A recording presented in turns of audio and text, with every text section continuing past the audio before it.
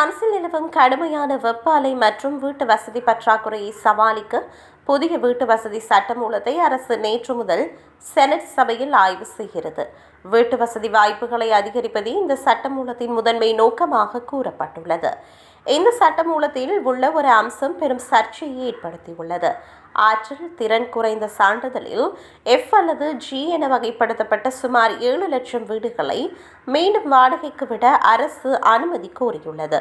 இந்த அனுமதியை பெற உரிமையாளர்கள் 5 ஆண்டுகளுக்குள் வீட்டை சீரமைப்பதாக ஒப்பந்தம் செய்ய வேண்டும் மற்றும் அதற்கான முன்பணத்தை செலுத்த வேண்டும் என்று நிபந்தனை விதிக்கப்பட்டுள்ளது. வாடகை மூலம் வரும் வருமானத்தை கொண்டு வீட்டை சீரமைக்கலாம் என்பதால் இது ஒரு லாபகரமான திட்டம் என்று வீட்டு வங்கித்துறை அமைச்சர் வாதாடுகிறார்.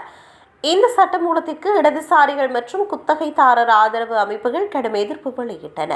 பிரான்ஸ் வெப்பத்தால் தவித்து வரும் சூழலில் உரிமையாளர்களின் லாபத்திற்காக ஏழை வாடகைதாரர்களை பாதிக்கும் வகையில் அரசு செயல்படுவதாக அவர்கள் குற்றம் சுமத்துகின்றனர்.